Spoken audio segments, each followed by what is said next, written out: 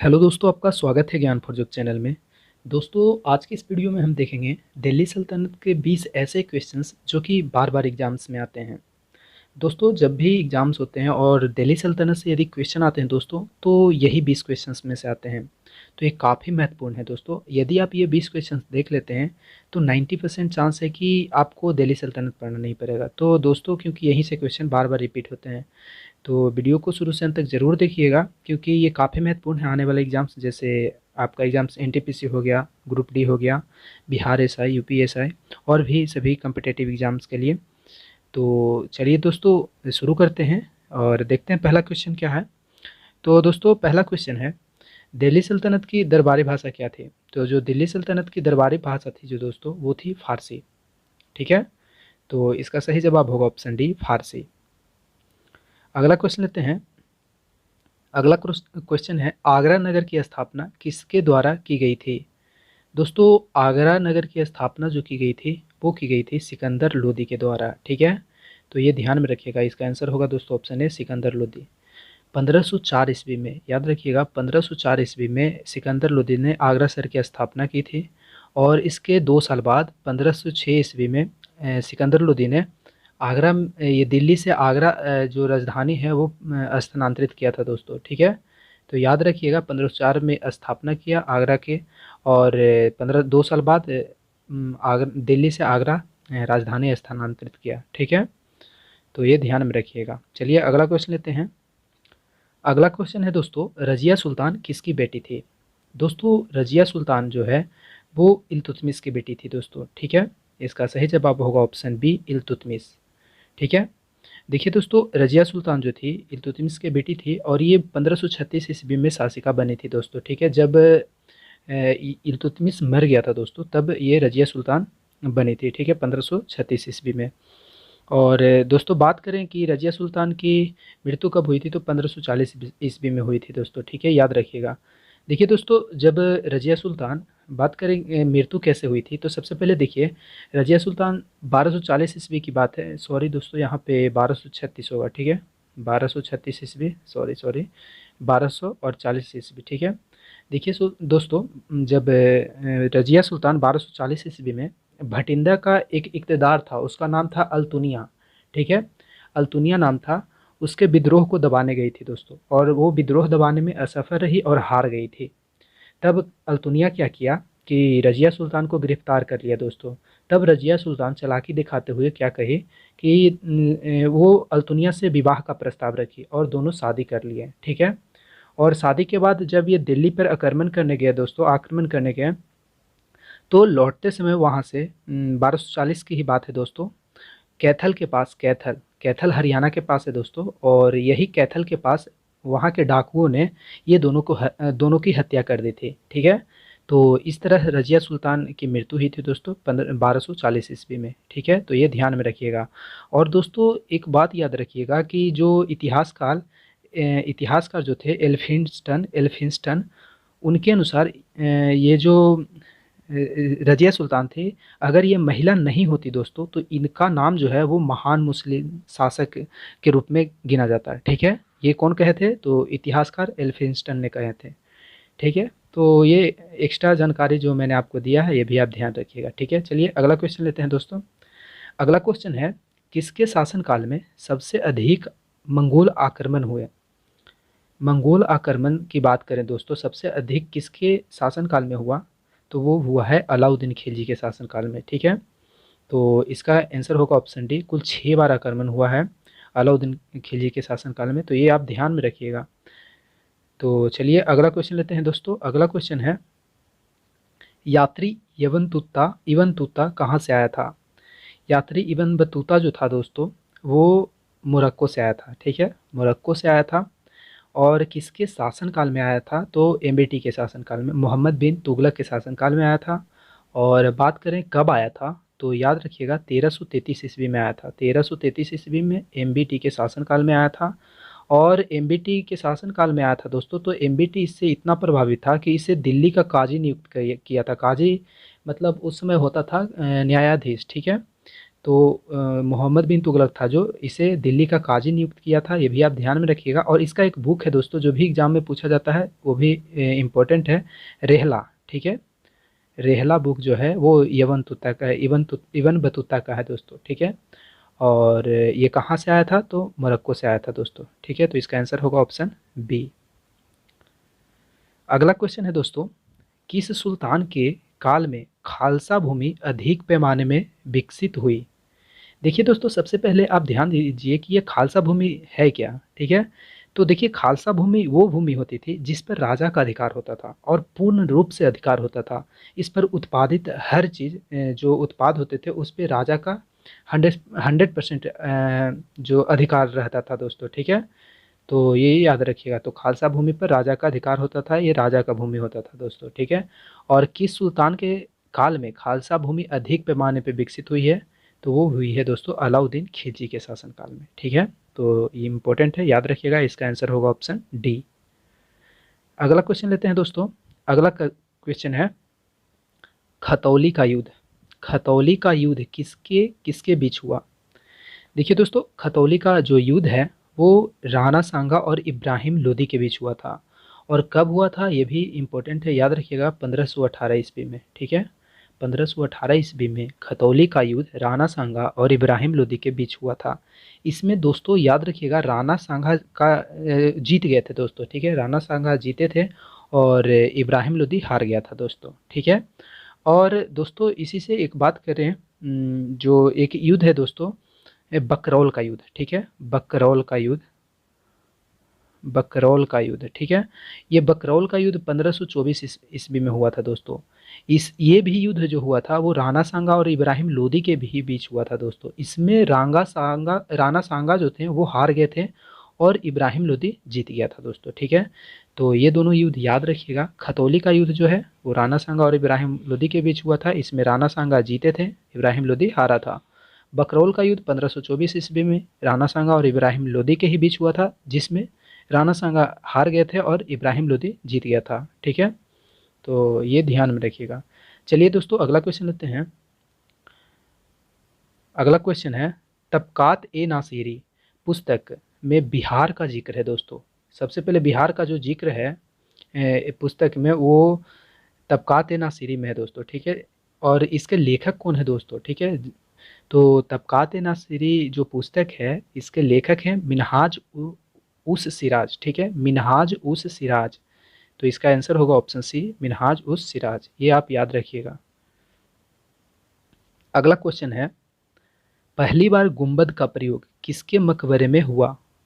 देखिए दोस्तों, जो गुंबद का प्रयोग हुआ था सबसे पहली बार वो हुआ था दोस्तों गयासुद्दीन बलबन के मकबरे में। ठीक है, गयासुद्दीन बलबन के मकबरे में सबसे पहली बार गुंबद का प्रयोग किया गया था। इंपॉर्टेंट है, याद रखिएगा। इसका सही जवाब होगा ऑप्शन नंबर सी। चलिए दोस्तों अगला क्वेश्चन लेते हैं। अगला क्वेश्चन है दोस्तों, दिल्ली सल्तनत के किस सुल्तान को दयालु सुल्तान के नाम से जाना जाता था।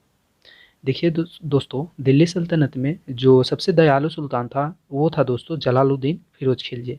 ठीक है, जो कि दोस्तों काफ़ी नर्म दिल स्वभाव का था, बहुत ही नर्म दिल स्वभाव का था दोस्तों। इसी वजह से इसे दयालु सुल्तान कहा जाता है। ठीक है, तो इसका सही जवाब होगा ऑप्शन बी, जलालुद्दीन फिरोज खिलजी, जलालुद्दीन खिलजी। ठीक है, चलिए दोस्तों नेक्स्ट क्वेश्चन लेते हैं। अगला क्वेश्चन है, तुर्क ए चहलगानी। तुर्क ए चहलगानी इसे चालीसा भी कहते हैं दोस्तों। ठीक है, या तुर्क ए चहलगानी कहते हैं या चालीसा कहते हैं। इसका गठन किसने किया था। देखिए दोस्तों, तुर्क ए चहलगानी जो था ये 40 सरदारों का तुर्क सरदारों का, इसमें 40 तुर्क सरदार रहते थे दोस्तों। 40 तुर्क सरदारों का एक संगठन था। ठीक है, और इसमें इसका जो गठन किया था दोस्तों वो किया था इल्तुतमिश ने। ठीक है, इसका सही जवाब होगा ऑप्शन बी। और यही 40 तुर्क जो सुल्तान थे, इसमें सॉरी सरदार थे, इसी में एक बलबन भी था दोस्तों, जिसने बाद में यही तुर्कान ए चहलगानी को समाप्त किया था। तो क्वेश्चन यहाँ से भी पूछा जाता है कि तुर्कान ए चहलगानी या चालीसा को खात्म किसने किया था, तो वो किया था गयासुद्दीन बलबन ने, और इसका गठन जो किया था इल्तुतमिश ने किया था। तो इसका सही जवाब होगा ऑप्शन बी। चलिए अगला क्वेश्चन लेते हैं।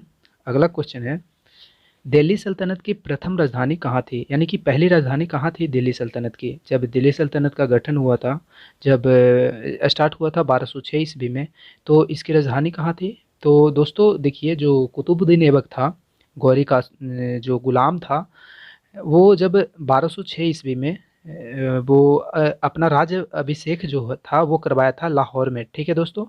तो लाहौर में ही इसने अपनी राजधानी बनाई थी। बाद में जो इल्तुतमिश था वो लाहौर से दिल्ली स्थानांतरित किया था दोस्तों, ठीक है। और दिल्ली से फिर आगरा लाया था, जो पीछे क्वेश्चन में आपको बता दिया हूँ। 1506 ईस्वी में किसने लाया था दोस्तों, तो वो लाया था सिकंदर लोदी ने, ठीक है। तो दोस्तों और भी बीच में है, जैसे दिल्ली से दौलताबाद एमबीटी ने किया था, जिसे पागल सुल्तान या ये कहा जाता है दोस्तों, ठीक है। लेकिन ये याद रखिएगा कि मोहम्मद बिन तुगलक एमबीटी दिल्ली सल्तनत का सबसे बुद्धिमान राजा था दोस्तों, ठीक है। लेकिन उसका जो लक था वो बहुत मतलब आप कह सकते हैं बैड लक था। उस उसके उसके साथ हमेशा बुरा होता था, कुछ अच्छा सोचता था लेकिन वो बुरा हो जाता था दोस्तों, ठीक है। तो यही था, वो यही थे हमारे एमबीटी, ठीक है, जो जिसे कहा जाता था कि ये पागल सुल्तान है, ठीक है। चलिए दोस्तों नेक्स्ट क्वेश्चन लेते हैं। अगला क्वेश्चन है, किसके शासनकाल में चंगेज खां के आक्रमण का डर था। दोस्तों चंगेज खां के आक्रमण का डर था दोस्तों, वो था इल्तुतमिश के शासनकाल में, ठीक है। तो इसका आंसर होगा दोस्तों ऑप्शन बी इल्तुतमिश, ठीक है, याद रखिएगा। चलिए नेक्स्ट क्वेश्चन लेते हैं। अगला क्वेश्चन है, किसके शासनकाल में तैमूर लंग का आक्रमण हुआ था। देखिए दोस्तों, तैमूर लंग का जो आक्रमण हुआ था, बात करें तो इसकी आक्रमण 1398 ईस्वी में हुई थी, ठीक है। और 1398 में कौन सा वंश चल रहा था दोस्तों, तो तुगलक वंश चल रहा था। तो उस समय कौन सा सुल्तान था तुगलक का, तो वो था दोस्तों महमूद तुगलक, ठीक है। तो इसका सही जवाब होगा ऑप्शन सी। देखिए दोस्तों, जब तैमूर 1398 में भारत पर आक्रमण किया था सिंधु नदी से पार करके, और सबसे पहले उसने मुल्तान पर कब्जा कर लिया, और जैसे ही वो दिल्ली आना चाहा तो मोहम्मद तुगलक जो है वो दिल्ली छोड़कर भाग गया गुजरात, ठीक है। और गुजरात में जाकर और गुजरात में जाकर शरण लिया दोस्तों, ठीक है। और क्या हुआ कि ये तैमूर लंग है, ये बहुत ही खतरनाक था दोस्तों। और ये दिल्ली पर आया, दिल्ली पे 6 महीना रहा, ठीक है, दिल्ली में, और पूरा दिल्ली को तहस नहस कर दिया दोस्तों। बहुत लोग, लाखों लोग मारे गए दिल्ली में, ठीक है, ये तैमूर लंग। उसके बाद ये जब गया और यहाँ से दिल्ली से गया, और फिर भी यहाँ से ये महमूद तुगलक है जो गुजरात से दिल्ली नहीं आया, जब तक कि 1404 ईस्वी में इसकी मृत्यु नहीं हो गई तैमूर लंग की। जब इसकी मृत्यु हो गई तब ये आया, ठीक है। और इसी के आक्रमण की वजह से जो तुगलक वंश था उसका पतन हुआ दोस्तों एक तरह से, ठीक है। तो यह भी याद रखिएगा कि तैमूर के ही आक्रमण से तुगलक वंश का पतन हुआ है, ठीक है। और यह आक्रमण कब हुआ था, 1398 ईस्वी में। उस समय कौन सा तुगलक शासक था, महमूद तुगलक था, ठीक है। तो ये याद रखिएगा। चलिए नेक्स्ट क्वेश्चन लेते हैं। अगला क्वेश्चन है दोस्तों, दीवान ए खैरात कौन सा विभाग था।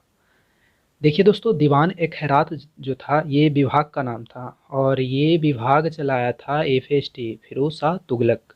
और इसका जो संबंध था दोस्तों वो था दान विभाग से, ठीक है। तो इसका आंसर होगा ऑप्शन बी दान विभाग।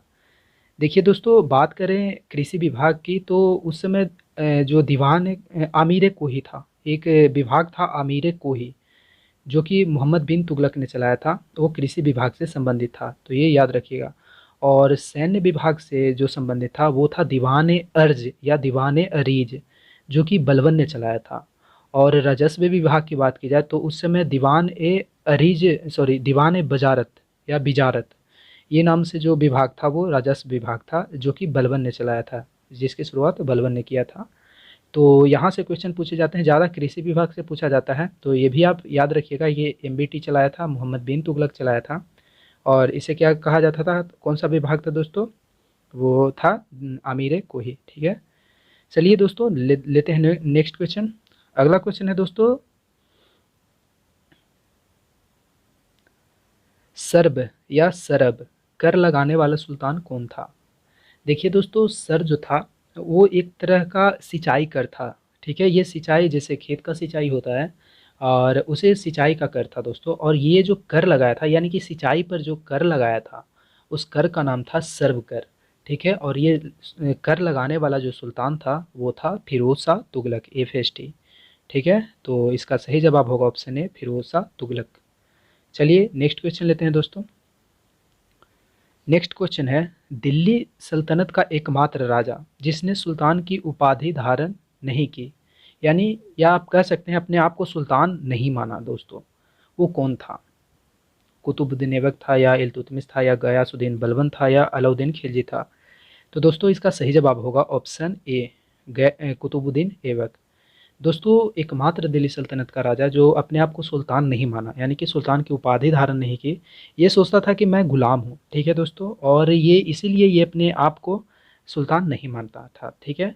और सुल्तान कौन मानते थे अपने आप को, और उपाधि कौन धारण करते थे सुल्तान को, ये भी आप याद रखिएगा। तो जो राजा दिल्ली सल्तनत का सुल्तान का उपाधि धारण करता था, वो उसे खलीफा से एक पत्र होता था जिसका नाम सनद पत्र होता था, ठीक है। सनद पत्र जब वो प्राप्त कर लेता था दोस्तों, तो वह इस तरह से आप कह सकते हैं खलीफा से आशीर्वाद ले लेता था, ठीक है, और आशीर्वाद लेने के बाद वो अपने आप को सुल्तान घोषित करता था, ठीक है। और कितना तो नहीं भी लिए हैं, एकमात्र इल्तुतमिश है जो खलीफा से लिया है दोस्तों सनद पत्र, तो याद रखिएगा ये भी कि एकमात्र इल्तुतमिश है जो खलीफा से सनद पत्र लिया है, ठीक है, और खुद को सुल्तान घोषित किया है। और बाकी सब ऐसे ही खुद को सुल्तान घोषित किए थे, लेकिन जो एकमात्र राजा था कुतुबुद्दीन ऐबक, जिसने अपने आप को सुल्तान नहीं माना था, ठीक है। तो इसका आंसर होगा दोस्तों ऑप्शन ए। और यही सुल्तान की वजह से दिल्ली सल्तनत का नाम दिल्ली सल्तनत पड़ा, ठीक है, सुल्तान की वजह से दिल्ली सल्तनत पड़ा। तो ये सब आप याद रखिएगा। चलिए नेक्स्ट क्वेश्चन लेते हैं दोस्तों। अगला क्वेश्चन है, सल्तनत काल में सिक्के जो कि टंका, ससगनी एवं जीतल था, ठीक है, क्रमशः निम्न में से किस किस धातु से निर्मित है, ठीक है। ये टंका, ससगनी एवं जीतल जो था वो किस किस धातु से निर्मित है दोस्तों? तो याद रखिएगा दोस्तों, इसका जवाब बहुत सारे लड़के एग्जाम्स में गलत कर देते हैं, सोचते हैं ये तीन है, तीनों तो चांदी तांबा या सोना चांदी तांबा होगा, लेकिन ऐसा नहीं दोस्तों। ये टंका और जो ससगनी है, ये दोनों जो था वो चांदी का था, ठीक है, चांदी का बना होता था दोस्तों, और ये जीतल था वो तांबा का बना होता था, ठीक है। तो ये आप याद रखिएगा। तो इसका सही जवाब हो जाएगा चांदी एवं तांबा, ठीक है। जो टंका एवं ससगनी था वो चांदी का बना हुआ होता था, और ये जीतल जो था वो तांबा का बना हुआ होता था। तो इसका सही जवाब हो जाएगा ऑप्शन नंबर सी। चलिए नेक्स्ट क्वेश्चन लेते हैं दोस्तों। अगला क्वेश्चन है, इल्तुतमिश के बाद उसका उत्तराधिकारी कौन बना? देखिए दोस्तों, इल्तुतमिश के बाद उसका जो उत्तराधिकारी बना था, वो ध्यान में रखिएगा, बहुत लोग रजिया सुल्तान लगाते हैं, लेकिन ऐसा नहीं है। इल्तुतमिश के बाद उसका जो उत्तराधिकारी बना था वो बना था रजिया का ही जो भाई था, तो दोस्तों उसका नाम था रुकनुद्दीन फिरोज, ठीक है, रुकनुद्दीन फिरोज। ये लगभग ऐसे ही 1 2 3 मंथ या 6 मंथ के लिए बना था दोस्तों, ठीक है। उसके बाद में रजिया सुल्तान थी, वो खुद को मतलब आमिरों के पास जाकर वो जब वो नमाज का टाइम होता था, उस समय ये एक कलर का कपड़ा पहन ली थी दोस्तों, लाल कलर का, ठीक है। और उस समय जब लाल कलर का जो कोई कपड़ा पहनकर आमिर के पास जाते थे या राजा के पास जाते थे, तो उसका मतलब होता था कि ये कुछ मांगने आई है या आया है, ठीक है। तो वो एक कलर का कपड़ा पहन के लाल रंग का आमिर के पास गई, और या आलेमा के पास गई। उसके बाद बोली कि मैं राजा बनना चाहती हूँ, इस तरह से वो अपने राजा बनने का फरमान रखा, और बोली कि हम ये सब कर सकते हैं, वो सब कर सकते हैं। और देख ही सकते हैं रज़िया सुल्तान एकमात्र दिल्ली सल्तनत में मुस्लिम शासिका बनी, और कितना महान एल्फिंस्टन बोले कि अगर यह महिला नहीं होती तो ये महान मुस्लिम शासिका होती, मुस्लिम शासक होता, महान महान मुस्लिम शासक के नाम से जाना जाता है, ठीक है। तो इस तरह से रज़िया सुल्तान दिल्ली सल्तनत पे अपना मतलब राजा बनी दोस्तों, ठीक है, या दिल्ली सल्तनत पे अपना अधिकार किया, ठीक है। चलिए नेक्स्ट क्वेश्चन लेते हैं दोस्तों।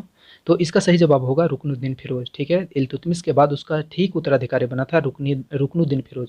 और दोस्तों एक बात और याद रखिएगा, एक क्वेश्चन और भी एग्जाम में पूछे जाते हैं, जो कि काफ़ी बच्चे जो हैं वो गलत करते हैं ये क्वेश्चन ये है कि जो कुतुबुद्दीन ऐबक है उसका उत्तराधिकारी कौन बना था? ऑप्शन में इल्तुतमिश भी रहता है और उसके साथ आराम शाह रहता है दोस्तों, ठीक है। तो उस तो जो कुतुबुद्दीन ऐबक का उत्तराधिकारी बना था वो आराम शाह बना था 6 महीने के लिए, ठीक है। बाद में इल्तुतमिश आया, उसे इसे मार करके फिर से राजा बना था दोस्तों, ठीक है। तो याद रखिएगा कि उसका जो कुतुबुद्दीन ऐबक का उत्तराधिकारी है वो आराम शाह है, ठीक है, फिर इल्तुतमिश बना है। ऐसा नहीं कि इल्तुतमिश लगा दीजिए ऑप्शन में, नहीं, ऑप्शन अच्छा से पढ़िए। यदि आराम शाह ऑप्शन में नहीं रहे तो इल्तुतमिश लगा सकते हैं आप, ठीक है। इसी तरह इल्तुतमिश के बाद उसका जो उत्तराधिकारी बना था वो रुकनुद्दीन फिरोज बना था, बल्कि रजिया सुल्तान नहीं, ठीक है। तो चलिए, ये आई होप ये सब आपको एक्स्ट्रा जानकारी अच्छी लग रही होगी दोस्तों। अच्छी लग रही है तो प्लीज़ एक लाइक कर दीजिए, और यदि आप हमारे चैनल पर नए हैं तो दोस्तों चैनल को सब्सक्राइब करके बेल आइकन को ऑल पे सेट कर लीजिएगा। चलिए दोस्तों, अगला प्रश्न लेते हैं। अगला प्रश्न है, 13वीं सदी में सेना का सर्वोच्च अधिकारी होता था। देखिए दोस्तों, 13वीं सदी में सेना का जो सर्वोच्च अधिकारी होता था वो होता था खान, ठीक है। यानी कि दिल्ली सल्तनत की बात हो रही है। दिल्ली सल्तनत में सेना का जो सर्वोच्च अधिकारी होता था वो होता था खान, ठीक है। तो इसका सही जवाब होगा ऑप्शन सी। चलिए दोस्तों, अगला क्वेश्चन है, और अगला क्वेश्चन आपके लिए है। इसका जवाब आपको कमेंट बॉक्स में देना है। यदि आप अच्छे से ये वीडियो देखें दोस्तों, यदि अच्छे से आप देखें तो इसका जवाब आप इजीली दे सकते हैं, ठीक है, क्योंकि इसके बारे में मैं वीडियो में ऑलरेडी बता चुका हूँ, ठीक है। तो चलिए, क्वेश्चन है आपके लिए, बकरोल का युद्ध 1524 ईस्वी में किसके किसके बीच हुआ था, ठीक है। और ये भी बताइएगा कि इस युद्ध में किसकी जीत हुई थी दोस्तों, ठीक है। चार ऑप्शन है आपके पास, बाबर इब्राहिम लोदी, राणा सांगा इब्राहिम लोदी, दौलत खान लोदी और इब्राहिम लोदी, मलिक काफूर और प्रताप रुद्रदेव, ठीक है। तो आई होप दोस्तों आपको ये वीडियो अच्छी लगी होगी। दोस्तों अच्छी लगी तो प्लीज़ एक लाइक कर दीजिए, शेयर कर दीजिए, और नए हैं तो सब्सक्राइब कर लीजिए, ठीक है। तो चलिए दोस्तों, मिलते हैं नेक्स्ट वीडियो में, तब तक के लिए जय हिंद, बाय।